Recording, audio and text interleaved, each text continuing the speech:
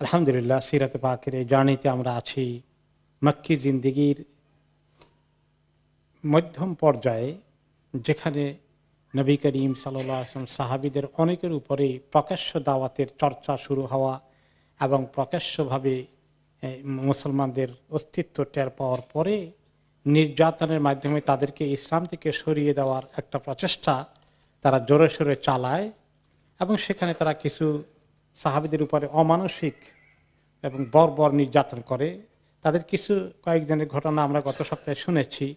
যেমন আমরা শুনেছিলাম বেলাল রাদিয়াল্লাহু আনহুর কাহিনী, এরপরে আমরা শুনেছিলাম ওসমান ইবনে আফফান, জুবাইর ইবনে আওয়াম, জিন্নীরা রাদিয়াল্লাহু আনহা একজন মহিলা, এরপরে মুসআব ইবনে উমাইরের কাহিনী আমরা শুনেছি, নাহদিয়া নামে আরেকজন মহিলা, তাকে অত্যাচার করা হয়েছে গত সপ্তাহে আমরা শুনেছি।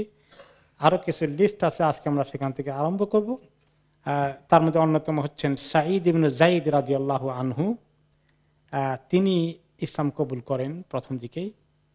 ওনাকে অনেকেই অত্যাচার করে, তার মধ্যে স্বয়ং ওমর ইবনে খাত্তাব রাদিয়াল্লাহু আনহু ইসলাম কবুল করার আগে তিনিও এই বেচারাকে অত্যাচার করেছেন এবং তিনি ওনাকে বেঁধে রাখতেন, বেঁধে রেখে নির্যাতন করতেন। এই জন্য সাঈদ ইবনে যায়েদ রাদিয়াল্লাহু আনহু পরবর্তী পর্যায়ে বলেন, আল্লাহি লাকাদ রাআইতুনি ওয়া ইন্না ওমর লামুসিকি আলাল ইসলাম ক্বাবলা আন ইসলাম ওমর। আল্লাহর কসম, যে তোমরা যে দেখতে কিভাবে ওমর রাদিয়াল্লাহু আনহু আমাকে বেঁধে রাখতেন এবং কষ্ট দিতেন, বেঁধে রেখে যতক্ষণ আমি ইসলাম ছেড়ে না দিব ততক্ষণ তিনি আমাকে মুক্তি দেবেন না। আর পরে সেই ইসলামী ওমরই ইসলাম কবুল করে ফেললেন। সুবহানাল্লাহ। আল্লাহ তাআলা ওমর রাদিয়াল্লাহু আনহুর কত ইহসান করেছেন। তো আবু জাহল, আবু লাহাবের মতো করুণ সমাপ্তি হতে পারত, তাই না? কিন্তু আল্লাহ তাআলা ওনাকে উদ্ধার করেছেন। এরপরে বনি মুআম্মালের একজন মহিলা ছিলেন, জারিয়াতু লিবনি মুআম্মাল। ওনাকেও তারা খুব কষ্ট দিত এবং তাদেরকে কষ্ট দেওয়ার মধ্যে যিনি অন্যতম ভূমিকা পালন করেছেন তিনি হলেন ওমর রাদিয়াল্লাহু আনহু। এবং তিনি ওমর রাদিয়াল্লাহু আনহু নিজে তাকে যখন নির্যাতন করতেন, তাকে মারধর করতেন এবং মারধর করে টায়ার্ড হয়ে গিয়ে যখন ক্ষান্ত হতেন বলতেন তাকে, মহিলাকে, ইনি আতাদেরু ইলাইকে, আমি তোমার কাছে আমার ওযর পেশ করছি যে তোমাকে যে আর এখন মারতে পারছি না। ইনিলাম আতরুকে ইল্লা মালালাতান, আমি টায়ার্ড হয়ে গেছি, এই জন্য এখন আমি ক্ষান্ত হলাম। ফাতাকুলু কাযালিকা ফাআল আল্লাহু বিক, এই মহিলা শাসনতে বলতেন যে আল্লাহ তাআলা তোমার সঙ্গে এরকম করুক। অবশ্য আল্লাহ তাআলা ওমর রাদিয়াল্লাহু আনহুকে এই অবস্থা থেকে পরিত্রাণ দিয়েছেন। তাহলে এখানে একটা বিরাট আসার কথা আছে যে অনেকে ইসলামের দুশমনি করে, আর সেখান থেকেও আল্লাহ তাআলা তৌফিক দিলে মানুষ বেরিয়ে আসে।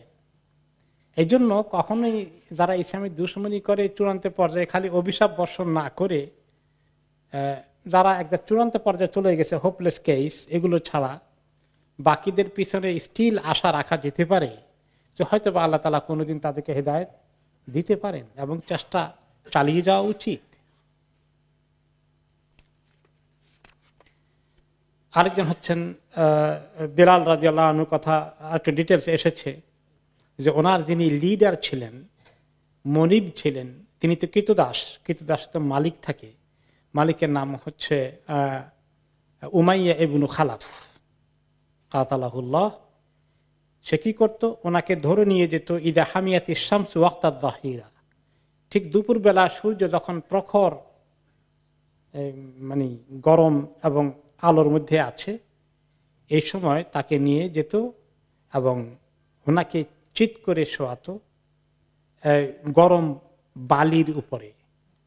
বালুগুলো কেমন গরম হতে পারে, প্রচন্ড গরমের দিনে দুপুর বেলায়, এবং এরপরে বড় একটা পাথর এনে ওনার বুকের মধ্যে রেখে দিত, উনি যাতে নড়াচড়া না করতে পারেন।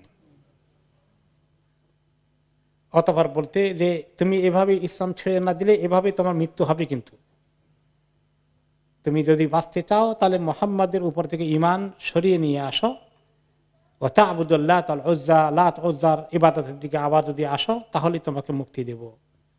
তখন তিনি কি বলতেন, আহাদ আহাদ অথবা আহাদুন আহাদুন, এক আল্লাহ, এক আল্লাহ, কোন রকমই তিনি কম্প্রোমাইজ করেননি। এরপরে আল ইয়াসের, ইয়াসের পরিবার, ওনার উনি নিজে এবং ওনার স্ত্রী সুমাইয়া, ওনার ছেলে আম্মার, তিনজনে ইসলাম কবুল করেছেন। এবং তারা ছিলেন স্বাভাবিকভাবে খুব বড় লোক পর্যায়ের নয়, তারা সাধারণ লোকজন ছিলেন। মক্কার সাধারণ লোকদের উপরে বেশি নির্যাতন করত। আবু জাহাল বিশেষ করে এই ওনাদেরকে অত্যাচারের পিছনে লিড দিয়েছে এবং একই তরিকায় ওনাকে দুপুর বেলায় ধুধু প্রান্তরে বালির উপরে শুয়ে রাখত এবং সেখানে ওনাকে তারা অত্যাচার নির্যাতন করতে করতে এক পর্যায়ে নির্যাতন ভিতরেই নির্যাতন করা অবস্থায় ইন্তিকাল করেন ইয়াসির রাদিয়াল্লাহু আনহু। এরপর ওনার স্ত্রী সুমাইয়া রাদিয়াল্লাহু আনহা, আম্মারের মা, তাকে অত্যাচার করে আবু জাহাল, এমনকি শেষ পর্যন্ত সে তার দিকে বর্ষা ছুড়ে মারে ওনার গোপন অঙ্গের দিকে, এবং এই অবস্থায় তিনি শাহাদাত বরণ করেন। সুমাইয়া রাদিয়াল্লাহু আনহা ইসলামের প্রথম শহীদ। আম্মারকে তারা তারপরে অত্যাচার কন্টিনিউ করে। এভাবে কোনো সময় তারা এই গরম বালির মধ্যে শুয়ে রাখে ঘন্টা পর ঘন্টা, এবং কোনো সময় তারা আবার তাকে পানির মধ্যে ডুবিয়ে, গরম পানির মধ্যে ডুবিয়ে রাখে এবং তারা বলে যে দেখো, তোমাকে এই শাস্তি থেকে উদ্ধার করব না, আমরা মুক্তি দেব না যতক্ষণ না তুমি মুহাম্মদ সাল্লাল্লাহু আলাইহি ওয়াসাল্লামের ব্যাপারে গালিগালাজমূলক কোনো গালমন্দ উচ্চারণ না করো। তার ব্যাপারে যদি কোনো খারাপ উচ্চারণ করো তাহলে তোমাকে আযাব দেওয়া কমাবো বা থেমে দেব। আর এই আমাদের মূর্তির পূজা করতে আসলে তোমার তাওহীদ ছেড়ে দিলে। তিনি কষ্ট করতে করতে এক পর্যায়ে এত কষ্ট, যান বাঁচানোর জন্য তিনি মাঝে মধ্যে তাদের কথায় সাড়া দিয়েছেন। এমন কিছু শব্দ ব্যবহার করেছেন যেটা করলে তারা ওনাকে শাস্তি দেবে না নবী করিম সাল্লাল্লাহু আলাইহি ওয়াসাল্লামের শানে। কিন্তু তিনি এই কাজ করে যখন তিনি কিছু সময়ের জন্য ছাড়া পেলেন, অর্থাৎ তারা তাকে বাঁধ খুলে দিল, তখন তিনি কাঁদতে কাঁদতে আসলেন রাসূলুল্লাহ সাল্লাল্লাহু আলাইহি ওয়াসাল্লামের কাছে। ইয়া রাসূলুল্লাহ, চোখের পানি দরদর করে পড়ছে। নবী করিম সাল্লাল্লাহু আলাইহি ওয়াসাল্লাম ওনার চোখের পানি মুছে দিলেন নিজ হাত দিয়ে, আর বললেন, মা ওরাকা, তুমি এত দুশ্চিন্তাগ্রস্ত কেন হয়েছ, কি অবস্থা তোমার? তো আযাব তো তিনি দেখছেন, যতবার দেখছেন নবী করিম সাল্লাল্লাহু আলাইহি ওয়াসাল্লাম ততবার বলতেন সবরান ইয়া আলা ইয়াসির, তাদের পার দিয়ে যেতেন, বলতেন হে ইয়াসিরের পরিবার, তোমরা সবর করো, আল্লাহ তাআলা তোমাদেরকে এই পরীক্ষা উত্তীর্ণ হওয়ার তৌফিক দান করুন। তিনি দোয়া করতেন, সবরের উপদেশ দিতেন। তো দুইজন তো শহীদ হয়েই গেলেন, দুজন চলেই গেলেন। ইয়াসির রাদিয়াল্লাহু আনহু শহীদ না হলেও অন দ্য স্পট, কিন্তু এই আযাবের ধকল সামলাতে না পেরে তিনি মৃত্যুবরণ করলেন। আর সুমাইয়া রাদিয়াল্লাহু আনহা তো ঘটনাস্থলে শহীদ হলেন। আর আম্মারকে নির্যাতন চলছে, আর তিনি শেষ পর্যন্ত নবী করিম সাল্লাল্লাহু আলাইহি ওয়াসাল্লামের শানে একটু কথা বলে ফেললেন, যার কারণে তার আযাব একটু থামালো। কিন্তু সেটা ওনাকে অনেক কষ্ট দিচ্ছে। তিনি কাঁদতে কাঁদতে রাসূলুল্লাহ সাল্লাল্লাহু আলাইহি ওয়াসাল্লামের কাছে আসলেন, বললেন, ওমা ওরাকা, কি ব্যাপার, তোমাকে কোন বিষয় আমার কাছে এখন নিয়ে আসছে, কি বিষয় তুমি এত বিচলিত? কারা শাররুন ইয়া রাসূলুল্লাহ, অনেক খারাপ বিষয়। কেমনি বলি ইয়া রাসূলুল্লাহ, অনেক খারাপ বিষয় ঘটে গেছে। কি? মা তুরিকতু হাত্তা নিলতু মিনকা ওয়া যাকারতু আলিহাতাহুম বিখাইর, তারা আমাকে ছাড়াইনি, নির্যাতন একতরফা করে যাচ্ছিল। বলে রে, ক্ষান্ত হব না যতক্ষণ না কিছু এরকম কথা না বলিস। শেষ পর্যন্ত বাধ্য করেছে আপনার ব্যাপারে কিছু গালমন্দ উচ্চারণ করতে, কটু কথা বলতে, আর তাদের মাবুদগুলোর ব্যাপারে কিছু স্বীকৃতিমূলক কথা বলতে। এই দুটো বলার পরে আমার মার কিছু তারা থামিয়েছে, কিন্তু আমি তো এই কাজ করে ফেলেছি ইয়া রাসূলুল্লাহ, আমার কি উপায় হবে এখন? আমি যে আপনার ব্যাপারে কিছু তাদের তরিকা অনুযায়ী কথা বলে ফেললাম। ফাকালা লাহু কাইফা তাজিদু কালবাক, তোমার অন্তরের ভিতরের অবস্থা কি? মুখে তো সেটা উচ্চারণ করেছো, অন্তরটা কেমন ছিল? ক্বালা মুতমাইন্নান বিল ঈমান ইয়া রাসূলুল্লাহ, আমার অন্তরটা আল্লাহর প্রতি, আপনার প্রতি ঈমানে পরিপূর্ণ ছিল, কোনো সময় এতটুকু আবার ঈমান নড়াচড়া করেনি। তখন তিনি শুনে ওনাকে বললেন, ইন আদু ফাউদ, তারা যদি আবার তোমাকে এরকম অত্যাচার করতে করতে বলে যদি কিছু না বলিস তাহলে ছাড়বো না, কন্টিনিউ করবো, তাহলে তুমি তাও এরকম করে আবার বলতে পারবে, কোনো অসুবিধা নাই। আল্লাহ তাআলা অ্যালাউ করেছেন মানুষকে যখন এরকম নির্যাতন করতে থাকে, তারা আর সইতে পারে না, তখন যদি যান বাঁচানোর জন্য এবং নির্যাতনকে অ্যাভয়েড করার জন্য কিছু কথা বলতে হয়, এরকম কুফরি কালিমা হইলেও আল্লাহ তাআলা সেটা অ্যালাউ করেছেন। এবং সেই উপলক্ষে আল্লাহ তাআলা কোরআনে পাকের আয়াত নাযিল করেছেন, সূরা নাহলের 106 নম্বর আয়াত। বাদ আউযু বিল্লাহি মিনাশ শাইতানির রাজীম। মান কাফারা বিল্লাহি মিন বাদি ঈমানিহি ইল্লা মান উকরিহা ওয়া কলবুহু মুতমাইন্নুম বিল ঈমান। যারা আল্লাহর সঙ্গে কুফরি করে অবশ্যই তাদের করুণ পরিণতি হবে, তবে ঈমান আনার পরে কেউ যদি কুফরি করে মুরতাদ হয়ে যায়, তাদের শাস্তি আল্লাহর কাছে অত্যন্ত খারাপ। তবে যাকে বাধ্য করা হয়েছে এমন কুফরি কালেমা উচ্চারণ করতে, কিন্তু তার অন্তরটা ঈমানে পরিপূর্ণ আছে, তাকে আল্লাহ কোনো পাকড়াও করবেন না, তার এটা এক্সকিউজ পাওয়া গেল যে এইভাবে এইরকম বিপদে পড়লে মুমিন বলতে পারে, তো এটা জায়েজ আছে। আর এটা মোকাবেলায় কোনো কুফরি কালিমা উচ্চারণ না করে টিকে থাকা, দরকার হলে জান চলে যাবে, সেটা জায়েজ আছে কিনা, সেটাও জায়েজ আছে। তা আল্লাহ তাআলা দুটোটাই জায়েজ রেখেছেন। যার ঈমান এমন মজবুত, আমি প্রয়োজন বোধে আল্লাহর কাছে আমি এই রাস্তায় চলে যাব, তবু আমি কোনো ধরনের কুফরি কালিমা উচ্চারণ করব না, তারটাও জায়েজ আছে। আর যে ব্যক্তি সইতে না পেরে তার নির্যাতন অসম্ভব কষ্ট হওয়ার কারণে সে যদি কুফরি কালিমা উচ্চারণ করে, দুইটাই শরীয়তে জায়েজ আছে। কিন্তু কোনটার সওয়াব বেশি? সহ্য করে যদি আল্লাহর কাছে জান চলে যায়, চলে যাক, এইটার পুরস্কার বেশি। এটাকে বলা হয় আজিমা। আর যেটা আল্লাহ অ্যালাউ করেছেন কারো যদি এদ্দুর পর্যন্ত টিকতে না পারে উচ্চারণ করা, এটাকে বলা হয় রুখসাহ, রুখসত বলে যেটাকে। একটা আজিমা, একটা রুখসা। আজিমা এটা যেখানে নবীদেরকে বলা হয়েছে উলুল আজমে মিনার রসুল, প্রচন্ড মনোবলের অধিকারীরা যে রসুলগুলো, যাদের ইচ্ছা শক্তি, সহনীয় শক্তি, বেলাল রাদিয়াল্লাহু আনহু আজিমতের আমল করেছেন, তিনি উচ্চারণ করেন নাই কোনো কুফরি কথা। কিন্তু আম্মার রাদিয়াল্লাহু আনহু আর কষ্ট সইতে পারছিলেন না, রাসূলুল্লাহ সাল্লাল্লাহু আলাইহি ওয়াসাল্লাম ওনাকে পারমিশন দিয়েছেন, আল্লাহ তাআলাও অ্যালাউ করে দিয়েছেন। দুইটাই জায়েজ আছে। যে যার এদুর ঈমান কুলাবে না, সে এর নিচে ওটা করলে তাকে আল্লাহ কোনো গুনার শাস্তি দেবেন না।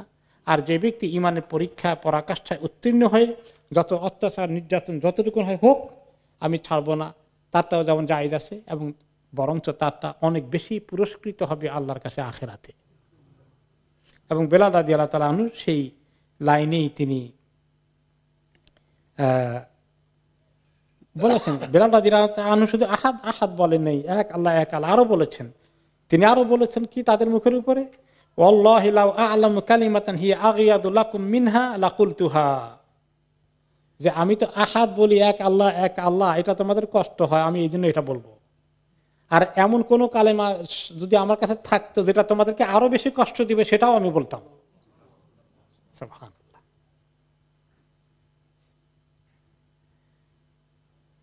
এবং তারই শুধু সাহাবীদের জীবন নয়, পরবর্তী জীবনে ঘটেছে, অনেক মর্দে মুসলিমের জীবনে এরকম ঘটেছে।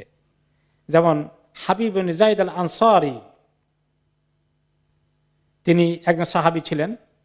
আপনারা জানেন একসময় মুসাইলামা আল কাযযাব ইয়ামামা এলাকায় এসেছিল, মিথ্যা নবুয়তের দাবি করেছিল, মনে আছে তো ইতিহাসের মধ্যে, আমরা পড়বো এক পর্যায়ে এসে ইনশাআল্লাহ। মুসাইলামা কাযযাবের সঙ্গে মুসলমানদের যুদ্ধ হয়, যুদ্ধের আগে সে তার বিরাট দল গঠন করে মুসলমানদের বিরুদ্ধে হামলা করে, এবং সে ধরে নিয়ে যায় এই সাহাবী হাবিব ইবনে যায়েদ আল আনসারী রাদিয়াল্লাহু আনহুকে, এবং ওনাকে নির্যাতন করতে থাকে। এবং সে যে মিথ্যা নবী, এবং সে যে নবী সেজেছে, এই নবী হিসাবে ওনাকে তার প্রতি ঈমান আনার জন্য বাধ্য করছে নির্যাতন করতে করতে। এবং সে বলল যে আতাশহাদু আন্না মুহাম্মাদান রাসূলুল্লাহ, তুমি সাক্ষী দাও যে মুহাম্মদ আল্লাহর রাসূল? ফায়াকুলু নাম, অবশ্যই সাক্ষী দেই, তিনি তো আল্লাহর রাসূলই। ফায়াকুলু আতাশহাদু আন্নী রাসূলুল্লাহ, আর এটা সাক্ষী দাও যে আমি যে আল্লাহর রাসূল। সে কিন্তু বলে যে নবী মোহাম্মদ আল্লাহ রসুল ছিলেন না, এটা বলতো না। সে বলতো উনিও রসুল আর আমিও রসুল, দুইজনের মধ্যে আমাদের মধ্যে পার্টনারশিপ রেসালাতের মধ্যে।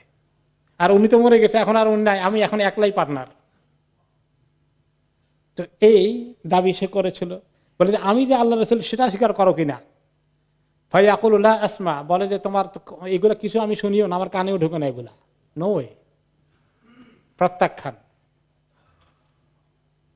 এখন সে ওনাকে নির্যাতন করছে আর বলছে স্বীকার করা না হলে তোমাকে এখনই তোমার শরীরে এক একটা অংশ টুকরা টুকরা করে কেটে কেটে আলাদা করব। তখন তিনি বললেন যে লা আসমা, আমি তোমার এই সমাজের কথা শুনি না, এগুলো আমার কানে ঢুকে না। ফালাম ইয়াজাল ইকাত্তাহু ইরাবান ইরাবান হুয়া সাবিতুন আলা যালিকা হাত্তা কাতালা।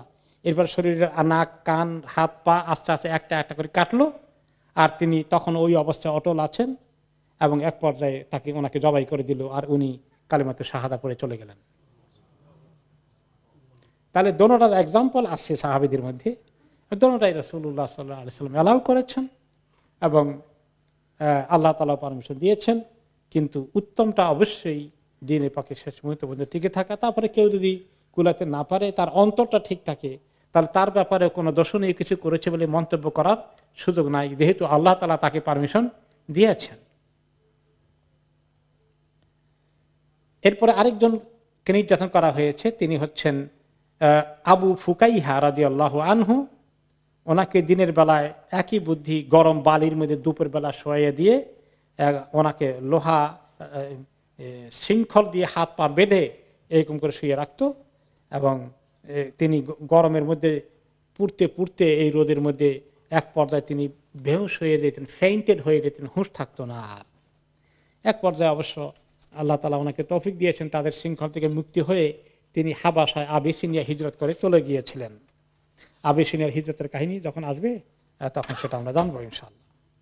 আরেকজন হচ্ছেন খালিদ ইবনে সাঈদ ইবনে আস রাদিয়াল্লাহু আনহু। উনি নবী করিম সাল্লাল্লাহু আলাইহি সাল্লামের সঙ্গে ঈমান এনেছেন মক্কি জিন্দেগিতে এবং ওনার সঙ্গে থাকার চেষ্টা করেছেন, দিন শিখতেন, দারুল আরকামে ক্লাস করতেন। আবু ওহাইহা নামে এক লোক যখন শুনলো যে এই লোকটি ইসলাম কবুল করেছে, তিনি তাকে ধরে নিয়ে আসলেন এবং তাকে বললেন, থ্রেট দিলেন, তুমি এক্ষুনি এই নতুন ধর্ম ত্যাগ করো, নতুবা তোমাকে কিন্তু আমরা ছাড়বো না এবং তোমাকে আমরা করুণ পরিণতির দিকে নিয়ে যাব। তিনি কোনো রকমই থামবেন না। তখন সেই ব্যক্তি এই আবু ওহাইহা লোকটির হাতে ছিল একটা বড় ভাণ্ড, মানে একটা গামলার মতো মাটির পাত্র, বড় পানি রাখার জন্যে। সে এইটা উঠেই ওনার মাথার মধ্যে এরকম করে মারলো, আঘাত করলো যে মাটির গামলাটা ভেঙে ভেঙে কয়েক টুকরা হয়ে গেল ওনার মাথার উপরে।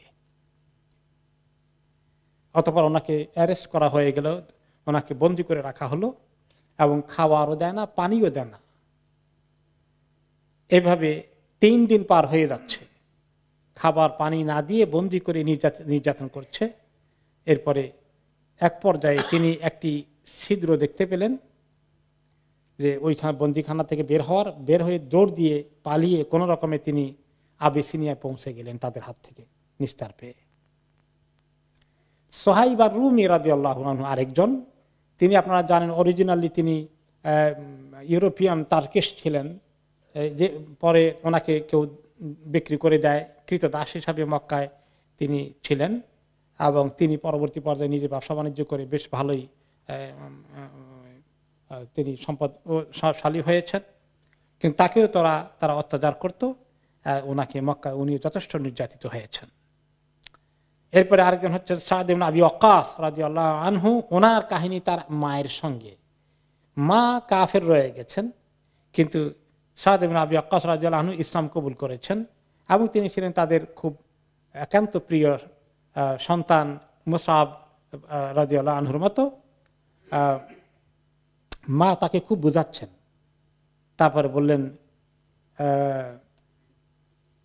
তুমি তো যে ধর্ম অনুসরণ করো, নতুন ধর্ম নিয়েছ মুহাম্মাদের, আমি শুনছি সেই মুহাম্মাদের ধর্মে নাকি আছে যে পিতা মাতার অনেক কদর করতে হয়, তাদের কথা শুনতে হয়, তাদেরকে কষ্ট দিতে নাই। এগুলো তো তোমার ধর্ম নাকি বলে, মুহাম্মাদের ধর্মে নাকি এগুলো আছে। ওয়ানা উম্মুকা, আমি তো তোমার মা। ওয়া আনা আমুরুকা বিহাদা, আমি তোমাকে আমার কথা শোনার জন্য নির্দেশ দিচ্ছি। লা তাদআন্না দীনাকা হাদা, তুমি তোমার দিন ছেড়ে দাও। তোমার ধর্ম তো বলে মায়ের কথা শুনতে, আমার কথা শুনবে না। আমাদের সমাজের কিছু লোকজন আছে এরকম, মা বাবাকে বলে যে ছেলে মা বাবার কথা শুনতে বেয়াদবি করিস কেন? ছেলে দিনদার, বিয়ে শাদী করেছে, পর্দা পুশিদার থাকে, তার স্ত্রী পর্দায় থাকে। এখন মা বাবা ছেলের বউ কেন দেবরদের সঙ্গে দেখা সাক্ষাৎ দেয় না? দুলাভাইরা আসলে ছেলে তাদের সঙ্গে তাদেরকে চা পানি খাওয়ায় না, তাদের সঙ্গে খোলামেলা কথাবার্তা বলে না। মা বাবা এটা নিয়ে রাগ, কেন এত বেশি কড়াকড়ি পর্দা করে? মা বাবার কথা শুনতে বলছে না আল্লাহ তাআলা কোরআন হাদিসে?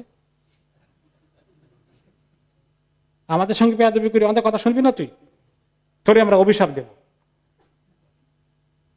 তো এই সমস্ত কেসে আমাদের অনেক ছেলে মেয়েরা আছে, তাদের ইসলামী জ্ঞানও নাই, তাই তো মা বাবার কথা না শুনলে তো মুশকিল, আর কি করবে বুঝে পায় না। তো এই জন্য মা বাবার কথা কখন শুনতে হয়? যদি কোরআন হাদিসের সঙ্গে কোনো ধরনের সংঘর্ষ না হয়। আর যদি কোরআন হাদিস এক কথা বলে, মা বাবা আরেক কথা বলে, তখন কি মা বাবার কথা শোনা যায়? নো। এই ব্যাপারে একটা হাদিসে কি এসেছে? লা তাআতা লি মাখলুকিন ফি মাসিয়াতিল খালিক, যে সৃষ্টিকর্তার কথা অমান্য করে কোন সৃষ্টির কথা শোনা যাবে না। মা বাবা কি সৃষ্টি না সৃষ্টিকর্তা? সৃষ্টি। সৃষ্টিকর্তা কে? আল্লাহ। তাহলে আল্লাহর কথা বড় না মা বাবার কথা বড়? আল্লাহর কথা বড়। এই জন্য এগুলো আমাদের জন্য শিক্ষণীয় বিষয়। তো সাদ ইবনে আবি ওয়াক্কাসের মা বললেন যে শোনো, তুমি ছাড়বা না, যদি না ছাড়াও তাহলে লা আকুলু ওয়া লা আশরাবু হাত্তা আমুত, আমি খানা এবং পান করা সব বন্ধ করলাম, আমরণ অনশন ধর্মঘট। আমাদের দেশে কি বলে, না খেয়ে ধর্মঘট করে না, এক ধরনের হরতাল, জেলের মধ্যে আছে, খানা দানা পানি খাবে না। তো এই হাঙ্গার স্ট্রাইক, এটা হাঙ্গার স্ট্রাইক, আর বাংলাতে বলে অনশন ধর্মঘট, না খাওয়া। তো মা বলে যে আমরণ, আমি দরকার হলে মরে যাব, তাও তুমি যদি ইসলাম কবুল না করো আমি পানিও খাবো না, কোনো দানা পানি কিছু খাবো না। ফাতু আইয়ারু বি, এখন না খাইলে কি হচ্ছে? ছেলে বলে না খাইলে কি হবে জানো? সবাই তোমাকে দেখলে সিসি করবে, এই এমন একটা ছেলে ধর্ম ত্যাগ করে নিজের মাকে পর্যন্ত মেরে ফেললো, বলতে গেলে মা মরে গেল এর কারণে। এই হতবাগা, এইভাবে তোমার উপরে, তোমার ব্যাপারে লোকেরা শুনবে আর সিসি করবে, তোমার বদনামি এভাবে ছড়াবে যে তুমি মায়ের হত্যার কারণ হয়ে গেছো। ফায়ুকালু ইয়া কাতিলা উম্মে, সবাই বলবে এই ছেলে হচ্ছে মায়ের হত্যাকারী ইনডাইরেক্টলি, তাই না? তার কারণে মা মারা গেল। তোমার কাছে কেমন লাগবে তখন জানো? আমি কিন্তু দানা পানি খাবো না, দরকার মরে যাবো, তোমার কপাল পুড়বে, লোকেরা তোমাকে সিসি করবে। ফাকালা সাদ লা তাফআলি ইয়া উম্মাহ, মা এটা করে কোনো লাভ হবে না। ফাইন লা আদাউ দীনি হাযা লিশাই, আমি যে দিন পেয়েছি আল্লাহ আমাকে দিয়েছেন, কোনো কিছুর বিনিময়ে আমার কাছ থেকে দিন আর ছিনিয়ে নেওয়া যাবে না, এই দিন ছাড়তে পারবো না আমি। তো এখন মা চিন্তা করে শুরু করি, ফামা কাসাত সালাসান, 3 দিন পর্যন্ত মা কিছু সত্যি খেলেন না, এবং 3 দিন না খাওয়ার কারণে মায়ের অবস্থা তো কাহিল। হাত্তা গুশিয়া আলাইহা মিনাল জাহাদ, মা বেহুশ হয়ে পড়ে গেলেন, মূর্ছা গেলেন মা। ফালাম্মা যালিকা সাদ দৌড়ে আসলেন মায়ের কাছে খবর পেয়ে, মাকে খুব মহব্বত করতেন। তারপরে দৌড়ে আসলেন, বলেন ইয়া উম্মা আল্লাহি লাউ কানাত লাকি মিআতু নাফসিন ফাখারাজাত নাফসান নাফসান, মা আপনার যদি এই যে বেহুশ হয়ে গেছেন, এখন হুঁশ আসার পরে কথা বলছে আর কি, যে যদি আপনার এই বেহুশ শুধু নয়, আপনার 100টা রূহ থাকে, আর এক একটা রূহ আমার সামনে থেকে একটা একটা করে বের হয়ে যায়, 100টা রূহ যদি বের হয় আমার সামনে থেকে, তখন আমি বলবো না যে মা তারাকতু দীনি হাযা লিশাইইন, আপনি দেখবেন যে আমি কোনো কারণে এই দিনকে ছেড়ে দেব না। আপনার এই পদ্ধতি মা কাজ করবে না, আপনার এই থ্রেট কোনো কাজে আসবে না। আমার সামনে যদি আপনি মূর্তি ধুকে ধুকে মরেন, তারপরে আমি এই দিন ছাড়তে পারবো না। ওয়া ইনশি ইতিফাকুলি ওয়া ইনশি ইতিলা তাকুলি, এখন আপনি বুঝে দেখেন খাবেন না খাইয়া মরবেন, আপ টু ইউ, কোনো কাজে আসবে না। ফালাম্মা রাআত মিনহুল জিদ্দা আকালাত, যখন মহিলা দেখলেন, হতাশ হয়ে গেলেন, না তার কোনো রকমে এই পলিসি নিয়ে কোনো কাজ হবে না, শেষ পর্যন্ত বেচারে খাওয়া শুরু করলেন, আর কি করবেন। তখন আল্লাহ তাআলা এই আয়াত নাজিল করলেন যাতে করে সাদ রাদিয়াল্লাহু আনহুর মনে কোনো কষ্ট না হয় যে আমি আসলে মাকে কষ্ট দিলাম কিনা। আমাদের মধ্যে কিছু লোক আছে এরকম মা উল্টাপাল্টা কথা বলে, ছেলে তো নেক আমল করতে চায় কিন্তু মা বাধা দিচ্ছে, আর সে আবার মনে করে দ্বিধাদ্বন্দ্বে থাকে, আসলে মার বদয় লাগে কিনা, সবসময় কি করি, এরকম চিন্তার মধ্যে থাকে অনেকে। কিন্তু তো আল্লাহ তাআলা যেন সাদ রাদিয়াল্লাহু আনহুর চিন্তা না থাকে, কোরআনের আয়াত নাজিল করে দিলেন,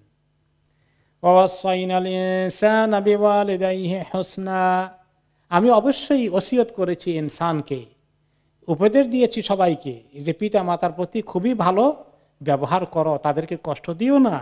তবে ওয়াইন জাহাদাকা লিতুশরিকা বিমা লাইসা লাকা বিহি ইলমুন ফালা তুতি'হুমা, তবে তারা যদি তোমাকে শিরক করতে বলে, দ্বীন ইসলামের বিরোধী কুফরি আকীদা, শিরকি আকীদার দিকে নিয়ে যেতে চায়, যে ব্যাপারে আসলেই তাদের কোনো জ্ঞান নাই, তারা অন্যায়ভাবে তোমার উপরে চাপিয়ে দিতে চায়, তাহলে তাদের আনুগত্য করতে তুমি বাধ্য নও, খবরদার, তখন তাদের কথা শুনবে না। তবে সাহিবহুমা ফিদ দুনিয়া মারুফা, কথা তো শুনবে না ঠিকই, তোমার ঠিক দ্বীনি শরীয়ত মতো তুমি কাজ করো, তবে দুনিয়া তাদের সঙ্গে বেয়াদবি করো না, ভালো ব্যবহার করে যাইও। কিন্তু আল্লাহর হুকুম অমান্য করা যাবে না, এমনি তাদেরকে একটু তত্ত্ব তালাশ রাখা, খেয়াল করা, খেদমত করা, খাওয়ার দেওয়া লাগলে খাওয়া দাওয়ার দেওয়া, এগুলোর ব্যাপারে আল্লাহ তাআলা নিষেধ করে দিচ্ছেন না। কাফের হলেও তাকে ওই সমস্ত মা বাবাকেও ভালো ব্যবহার করার জন্য ইসলাম বলছে। শুধু তাদের কথায় দিনের ব্যাপারে কোনো কমতি, কোনো কিছু ছাড় দেওয়া, এইগুলোর ব্যাপারে মজবুত থাকতে বলেছেন যে এগুলো করা যাবে না। কিন্তু পিতা মাতা যদি মুশরিক হয়, কাফের হয়, তাহলেও তার সঙ্গে ভালো ব্যবহার না করে দুর্ব্যবহার করা যাবে না। এই দুইটার ব্যালেন্স করা আমাদের লোকেরা বুঝে না। কেউ হয়তো মনে করেন যে সম্মান করতে গিয়ে, কথা মানতে গিয়ে শরীয়তের বিরুদ্ধে, যেমন ছেলে দিনদার, মর্গেজ সে সুদে যাবে না, মা বাবা বাধ্য করছে তাকে সুদে বাড়ি কিনানোর জন্য, এরকম ঘটনা পাইছেন নাকি আপনারা? আমি দেখেছি, আমার কাছে অনেক কেস এসেছে। তো কিছু আছে কি করবো, মা বাবা বলছে চলে গেলো, আর কি করব। আর কিছু আছে যেন তারা পরামর্শ করে, ভালো করে একটা অ্যাডভাইস নিয়ে মা বাবাকে বলার চেষ্টা করে যে দেখেন আপনাদের সব কথা মানবো, খেদমত যা লাগে করবো, কিন্তু এই কাজটা আমি হারাম করতে পারবো না, মজবুতি সহকারে বুঝিয়ে শুনে বলার চেষ্টা করে। কিন্তু তারপরে যদি ওনারা মনে করছে না, তাকে খুব দুর্ব্যবহার করে, এখন ছেলে কি পাল্টা দুর্ব্যবহার করবে? না, পাল্টা দুর্ব্যবহার করবে না, সে তাদের প্রতি সদাচরণ জারি রাখতে হবে। এরকম একটা ব্যালেন্স আল্লাহ তাআলা আমাদেরকে দিয়েছেন।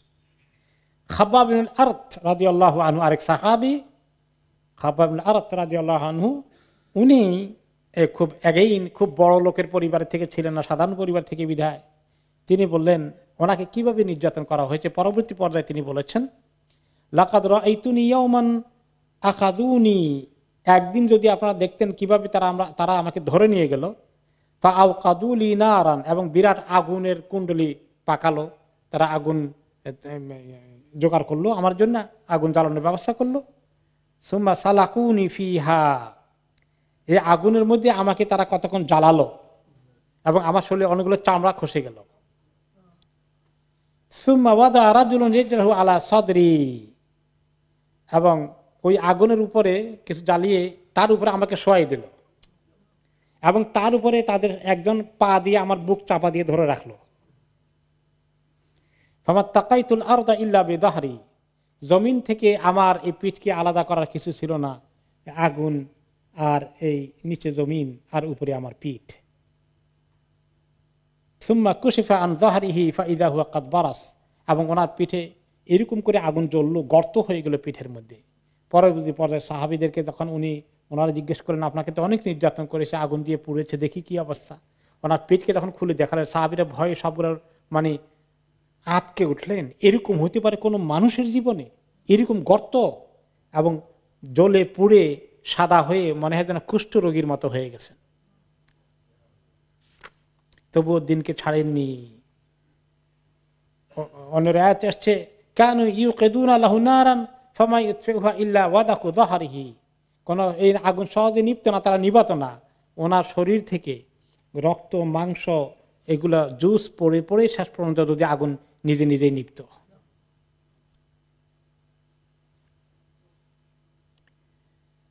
খাব্বাব রাদিয়াল্লাহু আনহুর কাহিনী আরো বলেন আরেকজন সাহাবী হারিসা ইবনে মুদাররিব রাদিয়াল্লাহু আনহু বলেন দাখালতু আলা খাব্বাব ওয়াকাদ ইকতাওয়া ফি বাতনিহি, ওনাকে আমি যখন দেখলাম এভাবে নির্যাতন করা হচ্ছে এবং উনি আমাকে দেখালেন ওনার কি অবস্থা পেটে এবং পিঠে কিরকম করে পুড়িয়ে একদম ওনার শরীরগুলোর মধ্যে এরকম নির্যাতন করা হয়েছে। মা আ'লামু আহাদা মিন আসহাবিন নবী সাল্লাল্লাহু আলাইহি ওয়াসাল্লাম লাকিয়া মিনাল বালাই মা লাকিত, যে আমার মনে হয় না কোন সাহাবী এত নির্যাতনের সম্মুখীন হয়েছে। অনেকে ইন্তেকাল হয়ে গেছে, যেমন ইয়াসির রাদিয়াল্লাহু আনহু শহীদ হয়ে গেছেন, মৃত্যু হয়ে গেছে, সুমাইয়া রাদিয়াল্লাহু আনহা শহীদ হয়ে গেছেন, কিন্তু জীবন্ত থেকে থেকে এত কষ্ট মনে হয় না যে আমার মতো কাউকে তারা দিয়েছে। আলী ইবনে আবি তালিব রাদিয়াল্লাহু আনহু ওনার ইন্তেকালের পরে তিনি সিফফিনের যুদ্ধ থেকে যখন ফেরত আসছিলেন, তিনি এক পর্যায়ে খাব্বাব রাদিয়াল্লাহু আনহু হিজরত করে মদিনায় এসেছেন, সেখানে তিনি ওনার ইন্তেকাল হয়েছে স্বাভাবিকভাবে। তো আলী রাদিয়াল্লাহু আনহু ওনার কবরের পাশ দিয়ে ফেরত আসছিলেন মদিনায়, তখন ওনার কবর জিয়ারত করলেন খাব্বাব রাদিয়াল্লাহু আনহুর, আর বললেন, দোয়া করলেন রাহিমাল্লাহু খাব্বাবান আসলামা রাগিবান ওয়া হাজারা তাইআন ওয়া আশা মুজাহিদান আবতুলিয়া ফি জিসমিহি আহওয়ালান ওয়ালান ইদাইয়া আল্লাহু আজরাহ। আল্লাহ রহম করুন খাব্বাবের প্রতি, যিনি অনেক আগ্রহ নিয়ে ইসলাম কবুল করেছেন এবং যিনি বাধ্য হয়েছেন হিজরত করতে, হিজরতও করেছেন, যিনি একজন মুজাহিদ হিসেবে জীবন যাপন করেছিলেন, জিহাদে অংশগ্রহণ করেছেন, আর তার শরীরের মধ্যে শারীরিক নির্যাতনের তিনি অপরিসীম পরীক্ষায় তিনি নিপতিত হয়েছিলেন, বিভিন্ন রকমের কষ্ট ওনার উপরে নির্যাতন হয়েছে। আমরা আশা করছি আল্লাহ তার পুরস্কারকে কোনো রকমই নষ্ট হতে দেবেন না, অবশ্যই আল্লাহ তাআলা তাকে অনেক বড় পুরস্কার দিবেন, এই দোয়া করলেন আলী রাদিয়াল্লাহু আনহু। এভাবে বিরাট বিরাট যখন লিস্ট আসলো এবং একজনের পর একজন নির্যাতিত হচ্ছেন এবং তাদের মধ্যে অনেকেই যারা কৃতদাস ছিলেন, আবু বকর রাদিয়াল্লাহু আনহু তাদের অনেককেই মুক্ত করা শুরু করে দিলেন, একজন একজন করে মুক্ত করলেন। এবং তিনি ওনার কাছে কত হাজার দেরহাম নিয়ে তিনি ইসলামে ঢুকেছিলেন? 40,000, তাই না? হ্যাঁ, 40,000 দেরহাম ওনার কাছে নগদ ক্যাশ ছিল। তখন 40,000 দেরহাম বিরাট কথা। তিনি এই সমস্ত টাকা খরচ করে করে তিনি এই গোলাম মুক্ত করার পরিকল্পনা নিলেন। ওকে, তো তিনি যখন বেলাল রাদিয়াল্লাহু আনহুকে নির্যাতিত হতে দেখলেন, প্রথমে ওনাকে তিনি খরিদ করার চিন্তা করলেন, করি মুক্ত করে দিবেন। তিনি গেলেন তার মনিব উমাইয়া ইবনে খালাফের কাছে, বললেন আবু বকর যে তুমি এই মিসকিনটাকে এত নির্যাতন কেন করো? একটু আল্লাহকে ভয় করো না? কতক্ষণ পর্যন্ত, কতদিন তাকে তুমি এইভাবে নির্যাতন চালাবা? তখন সে আবু বকর রাদিয়াল্লাহু আনহুকে বলেন, আবু বকর রাদিয়াল্লাহু আনহু কিন্তু অনেক সম্মানিত লোক, বড় বিজনেসম্যান ছিলেন, খুব ভদ্র সমাজে, মানে মক্কার সমাজে নবী করিম সাল্লাল্লাহু আলাইহি ওয়াসাল্লামের পরে অনেক বড় সম্মানিত ব্যক্তি ছিলেন আবু বকর রাদিয়াল্লাহু আনহু। আরেকজন সম্মানিত ব্যক্তি ছিলেন ওসমান রাদিয়াল্লাহু আনহু। ওনারা কিন্তু ইসলামের আগেই সবার কাছে সর্বজন শ্রদ্ধেয় ব্যক্তিত্ব ছিলেন। তো ওনার সঙ্গে কথা বলতে তাদেরকে কিছু হিসাব করিয়ে বলা লাগতো তখনও। তো আবু জাহাল বলছে, উমাইয়া ইবনে খালাফ বলছে আবু বকর রাদিয়াল্লাহু আনহুকে, আনতাল্লাযী আফসাদতাহু ফাআনকিযহু মিম্মা তারা, তুমি তো তাকে নষ্ট করলা, এখন তাকে উদ্ধার করতে হলে করো, তুমি উদ্ধার করো। উদ্ধার করার রাস্তা কি? তাকে খরিদ করে নিয়ে পরে মুক্ত করে দেওয়া, এটাই হলো তরিকা। তো আবু বকর রাদিয়াল্লাহু আনহু বলেন আফআলু, আমি করব। ইনদি গোলামুন আসওয়াদু আজলাদ মিনহু ওয়া আকওয়া আলা দীনিকা উতিকাহু বিহি, আমার কাছে একজন কালো কাফরিকৃত দাস আছে, বেলাল রাদিয়াল্লাহু আনহু তো কালো, তো আমি এক কাজ করি, আমারটা তোমাকে দিয়া এইটাকে আমি নিয়ে যাই, আমারটা বিক্রি করে দিই তোমাকে, তোমারটা আমি খরিদ করে ফেলি। ওকে, সে অনেক শক্তিশালী, মজবুত, ভেরি স্ট্রং, সে তোমার দিনের উপরেই আছে, সে কুফরের উপরেই আছে। কি মানে হ্যাঁ কি দিবা নাকি? ক্বালা উমাইয়া কাদ কাবিলতু, উমাইয়া এগ্রি করে বলে যাও এইটা এই পচাইটা নিয়ে যাও তুমি, এই জ্বালা বলা মুসিবত আমার দরকার নাই, ওইটা আমাকে দিয়ে দাও। এক্সচেঞ্জ করে তিনি তাকে নিয়ে ফেললেন। অতঃপর তিনি তাকে স্বাধীন করে দিলেন, মুক্ত করে দিলেন। বিলাল রাদিয়াল্লাহু আনহু মুক্ত হয়ে গেলেন। এরপরে আবু বকর রাদিয়াল্লাহু আনহু বললেন, ক্বালু লাউ আবাইতা ইল্লা উকিয়াতান লাবনাকাহু ফাকালা লাউ আবাইতুম ইল্লা মিয়াতা উকিয়াতিন লাআখাযতুহু। তো আবু বকর রাদিয়াল্লাহু আনহু অনেক কোন রিওয়ায়াতে আসছে এক্সচেঞ্জ করেছেন, আর কোন রিওয়ায়াতে আসছে যে উনি ওনাকে টাকা দিয়ে খরিদ করেছেন। এখন টাকার দাম দস্তুর যখন হয়, সুযোগ বুঝে দুষ্টটা 5 গুণ দাবিয়ে করেছে। খরিদ করার পরে বলে যে মানে 5 উকিয়া তুমি দিয়েছ, আর এইটারে তো আমি 1 উকিয়া দিয়েই বিক্রি করতাম। তার মানে আবু বকর রাদিয়াল্লাহু আনহু থেকে কিনে এখন ঠকাই দিল আর কি, সেটা ওনাকে বলে দিচ্ছে। উনি বলেন, শোনো, তুমি যদি না দিতা 100 উকিয়া লাগলেও আমি তাকে কিনে মুক্ত করতাম, কারণ তুমি মনে করো আমি আফসোস করতেছি।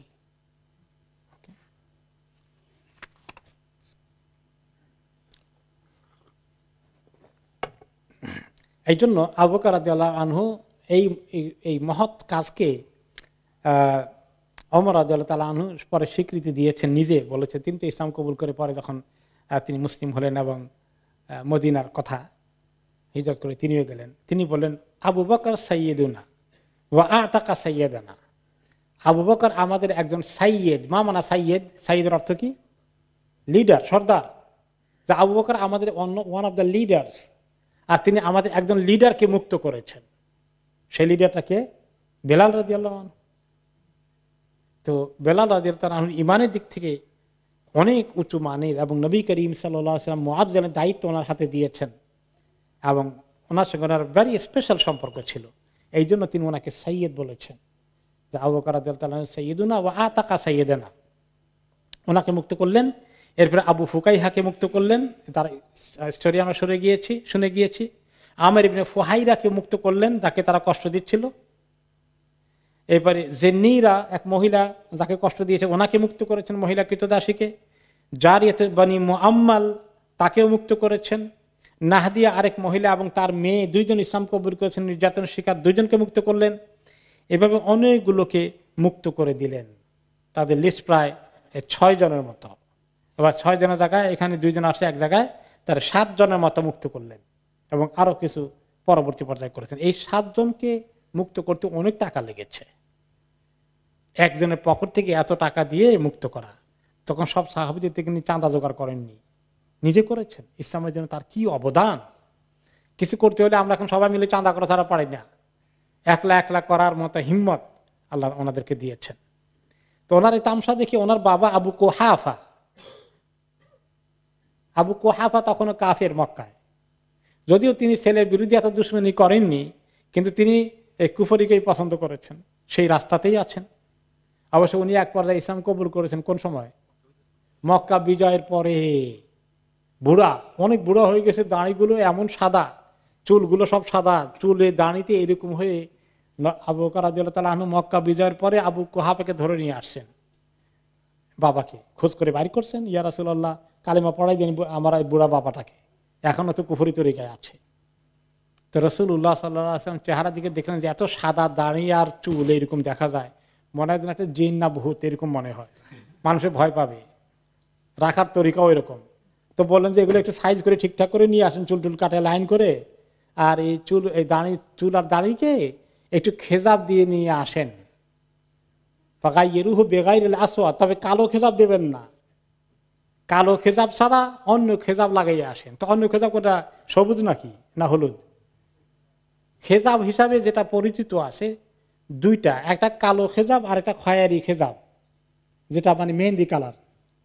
এই মেহেন্দি কালার মধ্যে কোনটা একটু বেশি ডার্ক আছে, কোনটা একটু বেশি লাইট আছে, কোনটা একটু মোর রেডিশ আছে। সেই খেজাবের ভিতরে এই 2 রকম খেজাব ছিল আরব দেশে। তো তিনি বললেন যে কালোটা দিবেন না, তার মানে মেহেন্দি কালার যেটা সেটা দিবেন। তো এতে একটা সুন্নত পাওয়া গেল যে এইরকম খেজাব পরা সুন্নত, আর কালো খেজাব পরা জায়েজ নাই, কারণ তিনি নিষেধ করলেন কালোটা দেবেন না। ঠিক আছে? তো এই জন্য যারা বেশি একদম সাদা হয়ে গেছে, পুরো সাদা হয়ে গেছে, তাদেরটা খেজাব পড়া কিন্তু সুন্নত, এটা সুন্নতি আমল। যারা দেন আমাদের দেশে এটাকে উৎসাহিত করে না, বলে যে কি বলে লাল লাল মিয়া সাহেব নাকি লাল দাঁড়ি এরকম কিছু একটা বলে, এরকম তিরস্কার করে। অথচ ইমাম আহমদ ইবনে হাম্বল রহমতুল্লাহ আলাই বলেছেন, আমি যখন দেখি কেউ দাঁড়ি সাদা হওয়ার পরে এই খেজাব লাগিয়েছে, আমার খুব খুশি লাগে যে একটা সুন্নতকে আমল করছে। আমরা বোধহয় আমল করা দরকার, কি মনে করে? আস্তে আস্তে ইনশাআল্লাহ চিন্তা করছি। ওকে, এখন এখন আমি চিন্তা করি আবার যদি এখন সাদা দেখছেন, সাদা হয়ে যাচ্ছে, সব না হইলেও কাছাকাছি, কিছুদিন পরে হঠাৎ করে যখন লাল হয়ে গেছে, মিয়া সব লাল হয়েছে কবে? তাহলে তো মুশকিল। তো আবু বকর রাদিয়াল্লাহু আনহু ওনাকে আনলেন, পরে ওনাকে কালিমা পড়াই দিলেন। এটা তো মক্কা বিজয়ের পরে। এখন যখন আবু বকর রাদিয়াল্লাহু আনহু এত মুক্তদাস কৃতদাস মুক্ত করছেন, প্রায়গুলো গোলাম, বাঁধি, কৃতদাস এবং নির্যাতনের শিকার, দুর্বল, মার খাইতে খেতে জান শেষ, এগুলোকে উদ্ধার করছেন। তো ওনার বাবা আসলেন আবু কুহাফা ছেলেকে বুদ্ধি দেওয়ার জন্য। ছেলে মুসলিম, উনি মুসলিম না, কিন্তু ছেলের প্রতি ভালো মায়া মমতা এখনো আছে, ছেলের কল্যাণকামী, ছেলের শুভাকাঙ্ক্ষী। ছেলেকে বলে, ইয়া বুনাই ইন্নি আরাকা তুরতিকু রিকাবান আফান, তুমি তো কিছু কৃতদাস মুক্ত করো, সবগুলো দুর্বল সিংহ। দুর্বল সিংহ বুঝছেন, মানে সব দুর্বল মানুষ, এগুলো দিয়ে কোন কাজে লাগবে? ফালাউ আন্নাকা ইয ফাআলতা মা ফাআলতা ইতাক্তা রিজালান জুলদান ইয়ামনাউনাক ওয়া ইয়াকুমুনা দুনাকা। আরে যখন তুমি মুক্ত করবাই, শক্তিশালী কয়েকটা দেখে মুক্ত করো না, তোমার বিপদে আপদে এগুলো তোমাকে হেল্পিং হ্যান্ড হবে, তোমাকে সাহায্য করবে। আরব দেশে কেউ যদি কোনো কৃতদাস মুক্ত করে দিত মেহেরবানি করে, কত বড় এহসান না? ওই লোকটা সারা জীবন তার হয়ে কাজ করত, তার জন্য মানে এক পায়ে খাড়া থাকতো, তার বিপদে আপদে ঠেকায় দৌড়ে আসতো সবার আগে। হ্যাঁ, তার যে কোনো তাকে কেউ আক্রমণ করলে তাকে ফিজিক্যালি রক্ষা করার জন্য তারা জান দিত, কারণ আমার প্রতি এত এহসান করেছে, আমাকে মুক্ত করে দিয়েছে। এরকম শক্তিশালী দুই চারটা করলে না তোমার কাজে লাগতো, এগুলো সব দুর্বল করে বসছো মুক্ত, এগুলো কোন কাজে লাগবে তোমার? তো এখন বাপ তো আর ইসলাম বুঝে টুঝে না, আল্লাহ রাস্তায় আখেরাতে পাওয়ার কোনো কাহিনীতে বাপের মনে নাই, সে তো দুনিয়াটা বসে বসে হিসাব করে। ওই যে বললাম না, আমাদের জামানায় ছেলেকে বলে, বেটা সারা বছর তুই মর্গেজে বাড়ি কিনিস না, ভাড়া দিয়ে দিয়ে তো সব ভাড়া বেকার গেল, আর এই সুদে বাড়ি কিনলে মর্গেজ করলে তো সব তোর, তুমি মালিকানা হয়ে গেল, সেটা বুঝিস না কেন? তো আমাদের কোন পিতা মাতারা এরকমই বুদ্ধি দেয়। তো আবু বকর রাদিয়াল্লাহু আনহু বাপকে আনসার দিলেন, কি বুঝাবেন বাবাকে? বাবা তো ইসলামী কবুল করেন, বুঝবে কদ্দুর? ইয়া আবাতে ইন্নামা উরিদু মা উরিদ লিল্লাহি আযজা ওয়া জাল। বাবা, আমি তো সব আল্লাহর ওয়াস্তে করি, যা চাই আমি সেটা তো আমি পাবোই, আপনি তো বুঝতেছেন না? আমি তো আল্লাহর কাছে বিরাট পাওনার অপেক্ষায় আছি, আমি তো দুনিয়ার পাওনার জন্য চিন্তা করিনি, আমার অনেক বিরাট পাওয়ার ব্যবস্থা হবে ইনশাআল্লাহ। তো আল্লাহ তাআলা ওনাকে সান্ত্বনা দেওয়ার জন্য খুশি হয়ে কোরআনের আয়াত নাজিল করলেন সূরা আল-লাইলের মধ্যে 5 থেকে 21 নম্বর আয়াতে, বাদ আউযু বিল্লাহি মিনাশ শাইতানির রাজীম, ফাআম্মা মান আতা ওয়াত্তাকা ওয়া সাদ্দাকা বিল হুসনা ফাসানুয়াসসিরুহু লিল ইউসরা। যে ব্যক্তি দান করলো, খরচ করলো মাল, আল্লাহকে ভয় করলো এবং এই মাল খরচ করে নিজের নিরাপত্তার ব্যবস্থা করলো, সদকা করলো, ভালো ভালো কাজে খরচ করলো, তাকে আমরা খুব সহজ, খুব ভালো জিনিসের সুসংবাদ দিচ্ছি। তার জন্য সহজ কাজকে আমরা ইজি করে দেব, দ্বীনের কাজকে আরো ইজি করে দেব, ঈমানের পথ চলা তার জন্য সহজ করে দেব। ওয়া আম্মা মান বাখিলা ওয়াস্তাগনা ওয়া কাযযাবা বিল হুসনা ফাসানুয়াসসিরুহু লিল উসরা। আর যে ব্যক্তি বখিলি করে আর মুখ ফিরিয়ে নেয়, আল্লাহর রাস্তায় দান করার কোনো চিন্তা করে না, আর ভালো জিনিস করতে অস্বীকার করে, ভালো জিনিস কবুল করতে, ঈমান আমলের দিকে আসতে ডিনাই করে, তার জন্য আমরা কঠিন কাজকে সহজ করে, মানে কঠিন কাজের রাস্তা তার জন্য সহজ করে দেব। অর্থাৎ সে আরো খারাপের দিকে যাবে দ্রুত গতিতে, আরো কঠিনতার দিকে যাবে, তার কপালে ভালো কিছু আল্লাহ তাআলা রাখেন নাই। এবং শেষে দিয়ে আসছে, ওয়ামা লিআহাদিন ইনদাহু মিন নি'মাতিন তুজজা ইল্লা বিতিগা ওয়াজহি রাব্বিহিল আলা ওয়ালা সাউফা ইয়ারদা। শেষ কথাগুলো সারমর্ম হচ্ছে, যে ব্যক্তি আল্লাহর উদ্দেশ্যে এই সমস্ত কাজগুলো করে, আল্লাহর রাস্তায় খরচ করে, ব্যয় করে, কোরবানি করে, সে অবশ্যই একদিন মহা খুশি হয়ে যাবে তার পুরস্কার পেয়ে। অবশ্যই আবু বকর রাদিয়াল্লাহু আনহু এই জন্য জান্নাতে নবী করিম সাল্লাল্লাহু আলাইহি সাল্লামের সবচেয়ে কাছে থাকা তিনি জায়গা পাবেন না দুনিয়ার মধ্যেই। কালকে আমরা ইমাম ইবনে কাইয়িম রাহমাতুল্লাহ আলাইহির কথা ইংলিশে আলোচনা করেছিলাম। তিনি আবু বকর রাদিয়াল্লাহু আনহু কথা বলে যে ওনাকে আল্লাহ এমনভাবে বাছাই করেছেন, তিনি নবী করিম সাল্লাল্লাহু আলাইহি সাল্লামের বাল্য জীবনের এক রকমের খাঁটি বন্ধু ছিলেন, খাস বন্ধু ছিলেন। নবুয়ত পাওয়ার আগেও রাসূলুল্লাহ সাল্লাল্লাহু আলাইহি সাল্লামের একান্ত বন্ধু ছিলেন কে? আবু বকর রাদিয়াল্লাহু আনহু।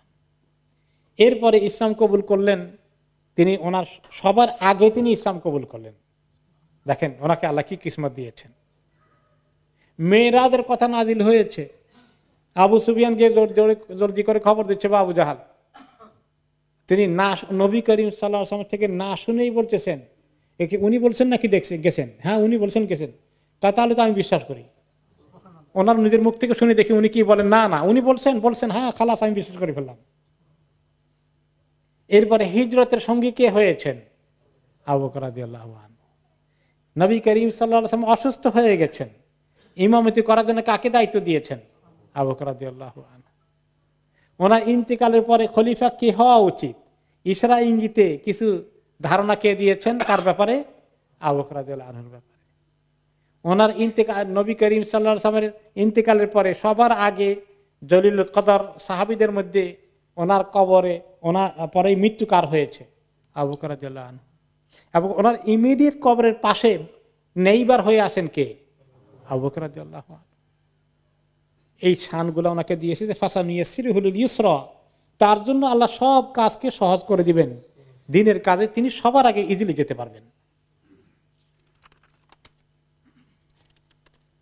এরপরে আসে যে মক্কা জিন্দেগিতে এখনো চলতেছে নির্যাতনের সময়, আবিসিনিয়া হিজরতের আখ্যান দিয়ে ইনসিডেন্টগুলো ঘটছে।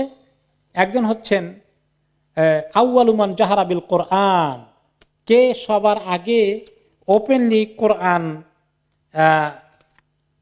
উচ্চারণ করে কোরআন জোরে জোরে পড়েছে। প্রথম দিকে মুসলমানরা কোরআনকে লুকিয়ে লুকিয়ে পড়তেন, ওপেনলি পড়তেন না, পড়লেই হামলার শিকার হয়ে যাবেন। ওমর রাদিয়াল্লাহু আনহুর বোন পড়তেছিল আর ভগ্নিপতি মনে আছে তো, সেখানে ওমর রাদিয়াল্লাহু আনহু গিয়ে অ্যাটাক করে ফেললেন। সবাই গোপনে গোপনে পড়ে, নামাজও গোপনে পড়ে। এখন প্রথম কে পড়ে? তিনি হচ্ছেন এক সাহাবী, ওনার নাম হচ্ছে আব্দুল্লাহ ইবনে মাসউদ রাদিয়াল্লাহু আনহু। কানা রাজুলান দাঈফান রাকীকান, তিনি ছিলেন একেবারে হালকা, সাইজও ছোট আর স্বাস্থ্যগত দিক থেকে একদম হালকা। সাহাবীরা বলেন যে একটি বড় সড়ো সাহাবীর বসলে যদ্দুর সাইজ হয়, আব্দুল্লাহ ইবনে মাসউদ রাদিয়াল্লাহু আনহু দাঁড়াইলে ওদ্দুর সাইজ হয়। এবং উনি একবার মদিনার ঘটনা, যে উনি নবী করিম সাল্লাল্লাহু আলাইহি ওয়াসাল্লাম সহ এক সফরে আছেন, তো দুপুর বেলায় ওনারা একটু গাছের নিচে বিশ্রাম নিচ্ছেন, ক্ষুধা লেগেছে, খাবার দাবার সুবিধা নাই, তো একটু জঙ্গলের মতো পাওয়া গেছে, গাছের মধ্যে কিছু বনজ ফল আছে, জঙ্গলের মধ্যে কিছু ভালো মাঝে মধ্যে খাওয়ার মতো ফল পাওয়া যায়। এখানে জঙ্গলের মধ্যে তো বাড়ি হয়ে থাকে, বিভিন্ন বেরি হয়ে থাকে, তাই না? এরকম বেরির মতো কিছু একটা আছে। এখন বেরির গাছে উঠতে হলে গাছটাতে এত মজবুত না, বড় না, আগার মধ্যে কিছু ফ্রুট আছে, কোনো সাহাবীতে উঠতে পারে না, উঠলে তো ওখানে পড়ে ভেঙে পড়বেন। উনি হালকা পাতলা ছায়ে থাকার কারণে উনি আল্লাহ ভরসা করে উঠছেন, ওনার ভর সইতে পারবে মোটামুটি গাছের ডাল। আর এই সময় বাতাস আসছে জোরে, আর বাতাস যেই আসছে জোরে, এখন উনি এরকম করতেছেন ওরকম করতেছেন, আর ওনার ওই লুঙ্গির ফাঁকে দিয়ে ওনার পার এদের পর্যন্ত দেখা যাচ্ছে, হাঁটুর উপরেও কিছু দেখা যাচ্ছে। আর ওনার পায়ের সাইজগুলো দেখে সাহাবীরা বলেন, দেখো দেখো আব্দুল্লাহ ইবনে মাসউদের পাও দেখো, মানে এত চিকন সাইজের পা। একটু হাসাহাসি করছেন। তো রাসূলুল্লাহ সাল্লাল্লাহু আলাইহি ওয়াসাল্লাম বললেন, লিমা তাদহাকুন, হাসো কেন? ইয়া রাসূলুল্লাহ, আব্দুল্লাহ ইবনে মাসউদের পাও দেখছেন? তিনি বললেন, এই পাও দেখে হাসো? তোমরা জানো তার আল্লাহ এমন পাও দিবেন কিয়ামতের দিন উহুদ পাহাড়ের সমান তার পা হয়ে যাবে। কত পছন্দ নিয়ে পাও তোমরা জানো আল্লাহর কাছে, তোমরা তাকে নিয়ে উপহাস করছো, বিদ্রুপ করছো। তার এমন ওজন, উনি এমন হিম্মতওয়ালা সাহাবী। তিনি যখন ইসলাম কবুল করলেন, তিনি বললেন সাহাবীদেরকে, ওকে, তিনি কখন ইসলাম কবুল করেছেন কোন কোন রিওয়ায়াতে আসে, তিনি বলেছেন লাকাদ রাআইতুনি সাদিসা সিত্তা মা আলাল আরদি মুসলিমুন গায়রুনা। আমি যখন ইসলাম কবুল করি আমি বোধহয় 6 নম্বর মুসলিম ছিলাম, এর বাইরে আর মুসলিম ছিল না। পরে তিনি আস্তে আস্তে যখন আরো কিছু সাহাবা ইসলাম কবুল করেছেন, তিনি একদিন সাহাবীদের সমাবেশে আসেন, কয়েকজন সাহাবী বসে এক জায়গায় কথাবার্তা বলছেন। ইজতামা ইয়াওমান আসহাবু রাসূলিল্লাহ সাল্লাল্লাহু আলাইহি ওয়াসাল্লাম ফাকালু ওয়াল্লাহি মা সামিআত কুরাইশুন হাদাল কুরআন ইজহারু লাহা বিহি কাত্তু ফামান রাজুলুন ইসমাউহুমু। যে আল্লাহর কসম, এই কোরআন তো কুরাইশরা কখনো শুনলো না, আমরা নিজেরা লুকিয়ে লুকিয়ে তেলাওয়াত করি, গোপনে গোপনে। একটা বার যদি আমরা জোরে তেলাওয়াত করতাম, কেউ হিম্মত করে তাদেরকে শোনাতে পারতাম, হয়তো বা তাদের দিলে আল্লাহ তাআলা কোরআনের বাণীটা পৌঁছাই দিত, কেউ একটু পজিটিভলি মোটিভেটেড হয়ে যেত হয়তোবা।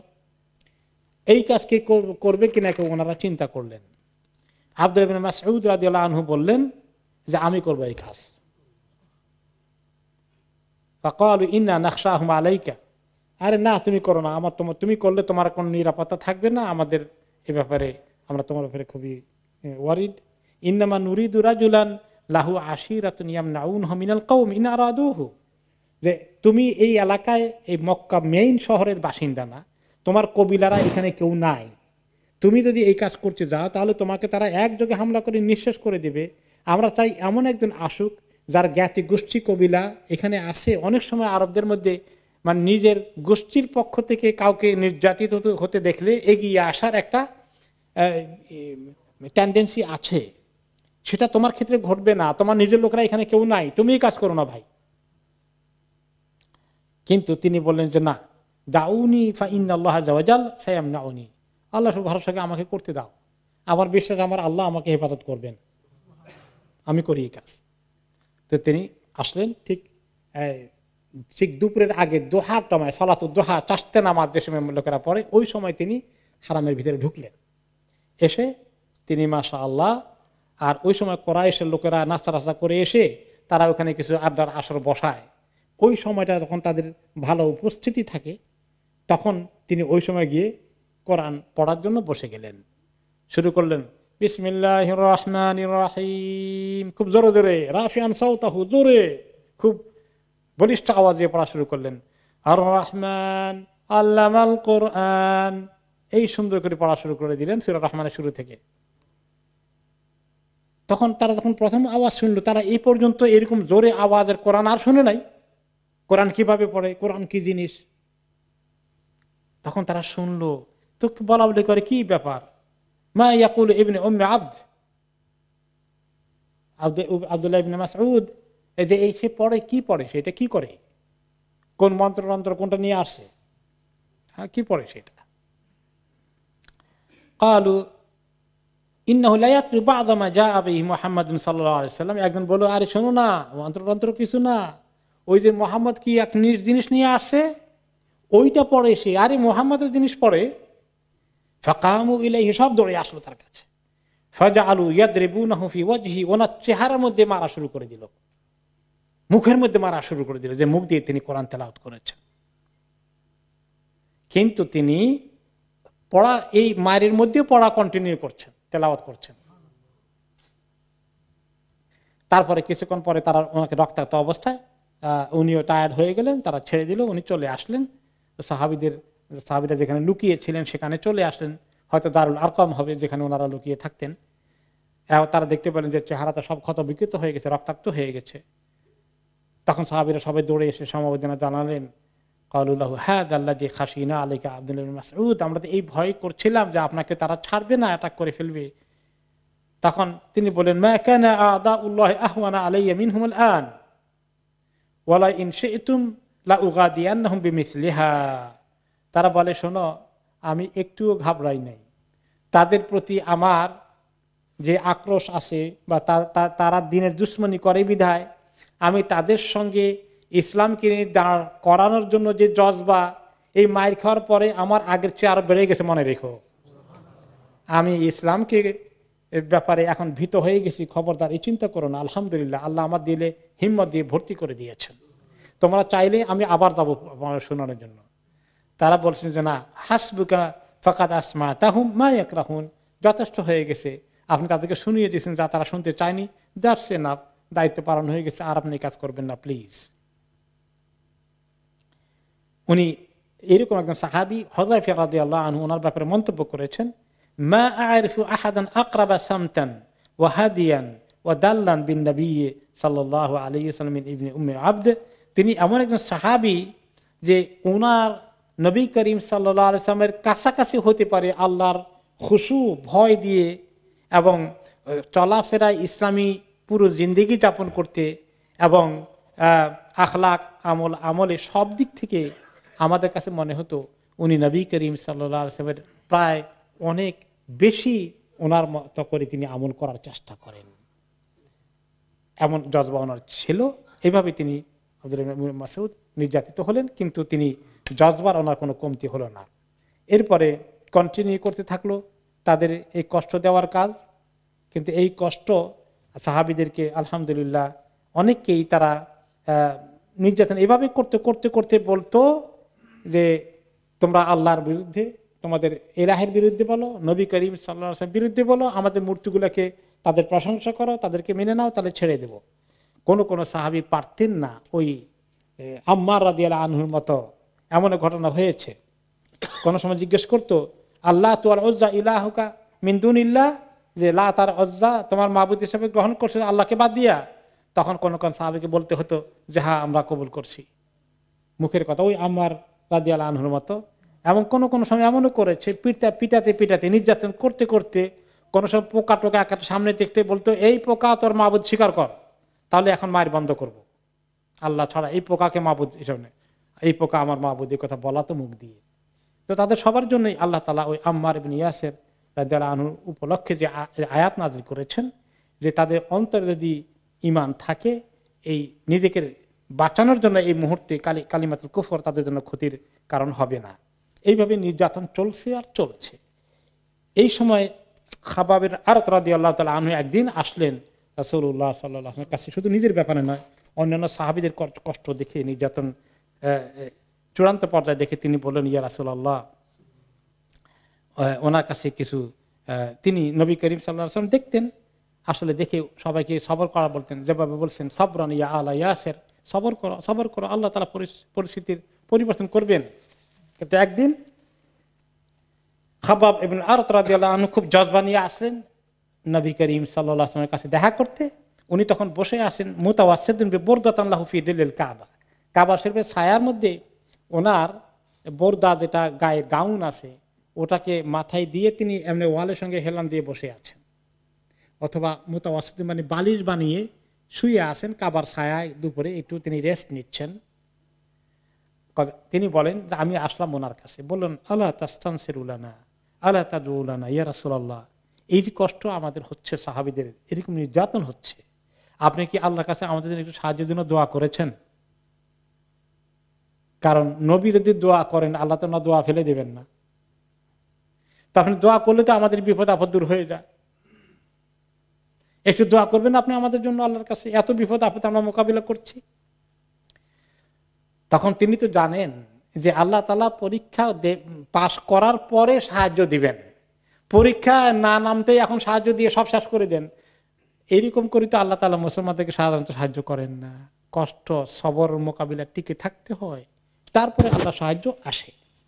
তো তিনি তখন বললেন কানার রাজুলু ফি মান ক্বাবলাকুম ইহফারু লাহু ফিল আরদ, আমি জানি তোমাদের কষ্ট হচ্ছে হে সাহাবীরা, তোমরা জানো এর আগে নবীদের উম্মতেরা কি কষ্ট করেছে, কাউকে ধরে এনে জমিনকে তারা খুঁড়তো, খুঁড়ে তাকে অর্ধেক পর্যন্ত জমিনের ভিতরে ঢুকিয়ে বাকি অর্ধেক জমিনের উপরে আসে, গর্তের মধ্যে ঢুকিয়ে দিয়ে বলতো যে দিন ছাড়াও, তা নাহলে এখন করাত এনে তোমার মাথা 2 টুকরা করে ফেলবো।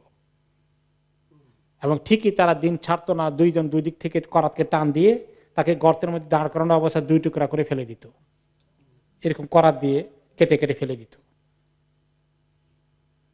ওমা ইয়াসুদ্দুহু যালিকা আন দীনি, এই কষ্ট তাকে দিন থেকে সরাতে পারেনি। ওয়ায়ুমশাতু বিআমশাতিল হাদিদ মা দুনা লাহমিহি মিন আযমিন আও আসাব, ওমা ইয়াসুদ্দুহু যালিকা আন দীনি। আর কাউকে কাউকে এভাবে জীবন্ত অবস্থা ধরে নিয়ে আসা হতো, দাঁড়িয়ে আছে জ্যান্ত মানুষের গায়ের মধ্যে লোহার আঁচড়ি। আমাদের দেশে চিরুনির মতো ধান খেতে অনেক সময় নিড়ানির কাজ করে, এটাকে কি বলে? কেউ আঁচড়া বলেন, কেউ আঁচড়ি বলে, এরকম কিছু টান দেয় এরকম করে। কে লোহার আঁচড়ি দিয়ে তাদের শরীর থেকে গোস্ত এবং চামড়া এবং রগ রেশা সব খুলে ফেলতে, হাড্ডি দাঁড়িয়ে আসে। এইটাও তাদেরকে দিন থেকে সরাতে পারেনি, তারা আল্লাহর দিনের উপর টিকে ছিল।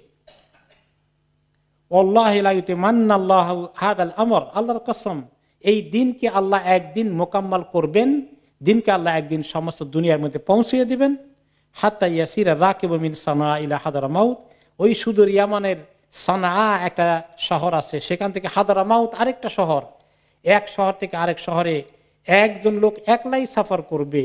দিন কায়েম থাকার কারণে এত নিরাপত্তা হবে, লা ইয়াখাফু ইল্লাল্লাহ, মানুষ কোনো ডাকাত, কোনো ক্রিমিনাল এর কোনো ভয় করবে না, আল্লাহ ছাড়া কাউকে কোনো চোর ডাকাতের ভয় থাকবে না। আউযিবা আলা গানামিহি, অথবা গরু ছাগল থাকলে সেখানে কোনো সময় নেকড়ে বাঘ সিংহ হামলা করতে পারে, এইরকম ছাড়া কোনো দুষ্কৃতিকারীও জমিনে থাকবে না। এমন শান্তি কায়েম হবে ইসলাম কায়েম হওয়ার পরে। ওই দিন আসবে, আমি কনফার্ম ইনশাআল্লাহ। ওলা কিন্নাকুম তাস্তাজিলুন, কিন্তু তোমরা মনে হয় যেন ধৈর্য হারিয়ে ফেলছো, তোমাদের একটু তাড়াহুড়া করছো। আল্লাহ তো ঠিক করে রাখছেন কখন দেবেন আমাদেরকে বিজয়, তো সেই সময়ের জন্য তোমরা অপেক্ষা করো। তিনি বুঝাই ওনাদেরকে সান্ত্বনা দিলেন। তো এই যে জীবনে মুসলমানদেরকে কি পরিমাণ কষ্ট করতে হয়েছে দিনের পথে টিকে থাকার জন্য। এখন আজকালকার জামানায় আমাদেরও কিছু কষ্ট হয়, দিনদারি রক্ষা করতে গিয়ে কিছু কষ্ট হয় কিনা বলেন? কষ্ট হয়। যেমন আমাদের ছেলেমেয়েরা স্কুল কলেজে যায়, সেখানে মাঝে মধ্যে এমন কিছু প্রোগ্রামের মধ্যে যেতে হয়, সেখানে না গেলে আবার কষ্টে ফেলে দেয়, যেটা দিনের সঙ্গে মিলে না। আমাদের মেয়েরা বোরকা পরে বাইরে হইতে মাঝে মধ্যে একটু অসুবিধা লাগে, অফিসে আদালতে গেলে কেমন জানি তাদের সঙ্গে দুর্ব্যবহার করে ফেলতে পারে, দাঁড়িয়ে রাখলে সমস্যা, চাকরি পাওয়া যায় না, কেমন জানি মানে বলে তুমি মৌলবাদী, ফান্ডামেন্টালিস্ট, তুমি টেরোরিস্ট কিনা, এগুলা চিন্তা করে। এখন এগুলোর কারণে আমরা কিভাবে কিছু কমাইতে পারি, ছেড়ে দিতে পারি, এরকম চিন্তা অনেকেই করে। ইসলামের পথে টিকে থাকতে হলে ত্যাগ এবং কোরবানি কিছু লাগবে কিনা? এই ত্যাগ কোরবানি করেছেন সাহাবে কেরাম। কত বছর করেছেন মক্কায়? 13টি বছর করেছেন। এই পর্যন্ত সাহাবীদের জীবনের অনেক কয়েকটি কাহিনী আমরা শুনলাম, আগামীতে আসবে।